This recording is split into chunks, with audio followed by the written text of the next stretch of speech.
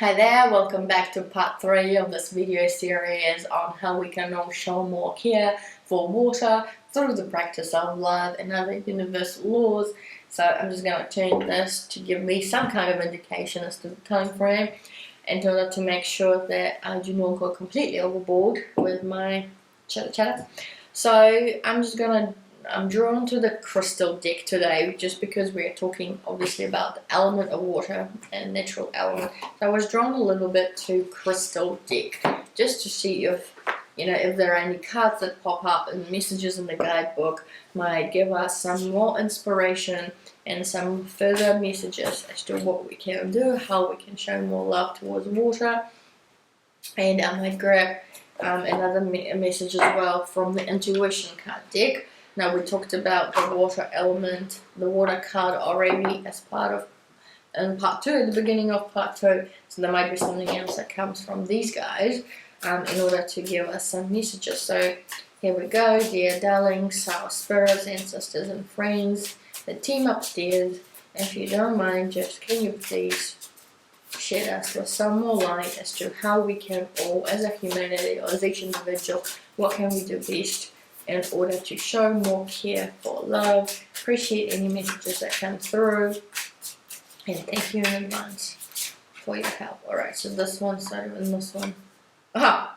Can you see that? You don't make this stuff up. Here's your confirmation. Out of these, 72 cards, or odd how many cards there are? Water and earth. Can't make this stuff up, right? So here we go. Water. We've got emotional, intuition, psychic powers, and healing. And earth is all about abundance, fertility, harvesting, and logic. And I love the combination of both, right? And we've got the 4 elements here always present, which is water, fire. I've got candles. I've got earth here because I've got a plant with some earth and air, obviously, all around us. And the combination of water and earth, right, is that first of all, as I mentioned before, 70% of planet Earth's surface is made up of water, right? And Earth is obviously the other 30%, or odd how many it is. And interestingly, that Earth, in order to create harvesting, planting, agriculture, you need water for that purpose.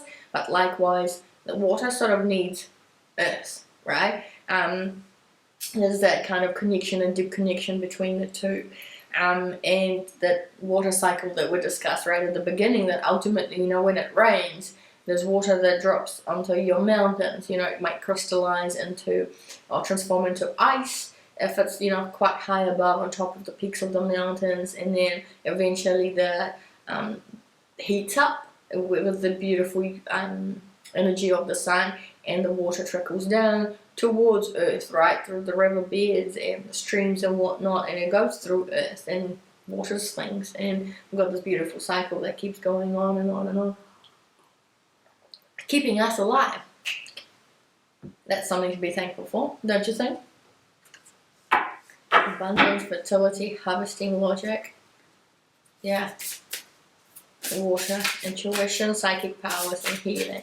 So yeah, the power of the water of healing, and I'm just saying fish. Oh yes, so that's something to be thankful of. I may have mentioned before, but the fact that there's so much marine life, right, that we use, we catch and we eat, keeps us alive.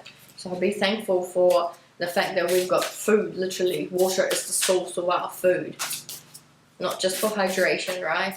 No, my goodness, something that came through just now. How much water do you drink when you exercise and you work out? Yeah, we all drink like a fish. And no, it's not a reference to alcoholic beverages, but if that's what you took from that, fine. So there you go. What else? Any other messages? Okay, we've got 3 here. We've got 3. We've got the breakthrough card. We've got the falling apart card, which is like the tower. And then we've got the awakening card. Okay, so I'm just going to go straight to this one because this is tower energy, like from the tarot, falling apart. And the most, the message that instantly came through was the power of the water. 70% of water is actually, 70% sort of the Earth's surface is water. And how it can like destroy everything, right? If you think about the, the biblical floods, everything just gets destroyed. Over time, the water can destroy your homes. It's in a swift manner as well. It's so strong. I think about technology, if you spill a cup of water or tea or coffee over your laptop, that happens all the time, and a variety of insurance claims, and it just instantly poof, gone. It's very hard to retrieve that kind of water damage. So the falling apart bit is, do not forget how powerful water is and how quickly it can destroy things. And because of that, I think it will be a good idea to get into the habit of showing gratitude and appreciation for whatever water you have in your life. Because guess what? The scarcity of it, the lack of it, is just as damaging as having too much of it sometimes. So just showing any kind of gratitude and appreciation will be a fruitful exercise in your life. Let's just do that. And I'm drawn to go towards this awakening card. And I don't know, but a part of me just is instantly thinking that some of you watching this video series may feel kind of awakened because I've spoken so much about water, which is not something we do a lot of, I think, as a society. So you may have been awakened on the topic of the subject matter of water in your life and its presence in your life and its magnitude and its power. All about the good, the bad, and the ugly, right? So hopefully you were awakened through the power of it. The other thing is the morning. Awakening is usually, you're waking up first thing in the morning. We because of the sleep state, you usually don't drink water unless you wake up at night to drink some water. Some of the first things we want to do is actually have a drink of water, or lovely, some people drink lukewarm water with a bit of like lemon juice or a slice of lemon in there to just hydrate themselves, get that digestive processes going, get that hydration flowing. You might you go brush your teeth, or you might have a shower first thing in the morning to just wake you up, right? So don't forget about the rituals with water that we discussed in part 2, where you might want to just send some words of gratitude and appreciation, and allow the water to actually cleanse your body, cleanse your spirit body, and show appreciation for that. Another thing, so we talked about, I gave an example demonstration of blessing your water with like a cup, but another, here's this coming through, is as you're having your shower, as an example, you can imagine a flow of white light or golden light or rainbow light or green, healing light, whatever it is, as a shower, literally. So you might be looking at the shower and just visualizing certain colors coming your way and going through you, through your body, in and out, cleansing away your body and your spirit body and whatever other energies might be present that are no longer serving your highest good. So they're cleansing away and re-energizing yourself with some beautiful new energy. And I'll just have a drink of water to gather my thoughts for the next one. Just to get that spiritual energy flow about this breakthrough card. And it might be a bit of a left field interpretation, but it's all about effectively a metamorphosis process, right? Whereby we had, the caterpillar going to her cocoon, and now the cocoon is breaking through, and we've got a beautiful, beautiful butterfly literally popping through. And as I'm looking at the camera above, I'm seeing the rainbow. Really weird, but I'm seeing like literally the light breaking through into a rainbow, which I think is my confirmation that perhaps I'm on the right track with my interpretation for this particular card at this point in time, which is thinking about the birthing process or breaking through, right?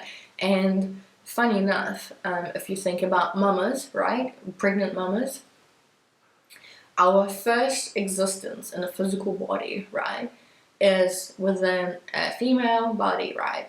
And it's instantly with fluid and liquid in it, right? So that's why part of the weight of a pregnant woman, right, is the baby, but there's also this whole fluid and water and liquid that goes with it, and you birth that out as well. And one of the indicators anyway of you going into labor, right, is if your waters break. So that got me thinking a little bit about the pregnancy side of things, and specifically that you are born sorry, take that back. Your first presence in a physical body is already within the element of water.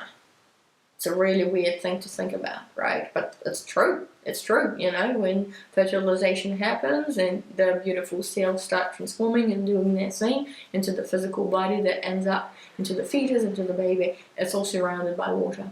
Liquid right from the start. That's why I think we all might have this beautiful longing or sensation of appreciation for water in our lives. You know, that's why having a shower or a bath, you know, when you're lying kind of in bath and you might even hear the sound of the water, right? It might feel familiar, and I do wonder if it goes back to those memories, innate memories from when we were actually inside your mother's womb, the trickle of water, that muffled sound that you may hear because of the sounds that your mum and, you know, the environment around your mama that existed, you know, whilst you were literally in the womb, and that warm sensation, you know, the warmth of the water, because obviously it would be at the temperature of the mother's body. All of those send us, you know, back on a memory lane, probably into a memory lane that you might not be consciously aware, you might not be able to raise or you know, consciously be able to recall that particular state, but on a subconscious level, because your body was in that state for, you know, 9 months plus or minus, you just have that strong connection. You know, one of the earliest memories, so to speak, are actually of water and the muffled sounds. Something else that came through as I was thinking about water is appreciation for water from like an activity, hobby, sports perspective, right? If we didn't have any water, we wouldn't have things like sailing or surfing, right? Or any other water sports, swimming, right? You know, you can exercise or you can do it for your competitive sports. Think about the Olympic Games in water, right? Beautiful choreography and, you know, the group of activities of showing water and dancing within the water. Beautiful. And diving, water polo, there's so many sports and activities and hobbies that people undertake you know, in connection with water, inside water, even spending, you know, your summer vacation or whatever it may be next to water, playing on the beach, you know, building sandcastles, you know, the earth. There's the connection between the water and the earth, the two cards that we came through, which is being next to a body of water whilst playing on the beach, for instance, building your sandcastles, right?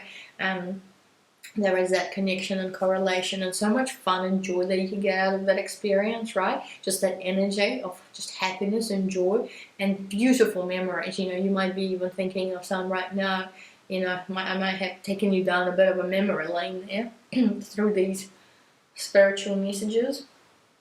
Now let's see if anything else pops through.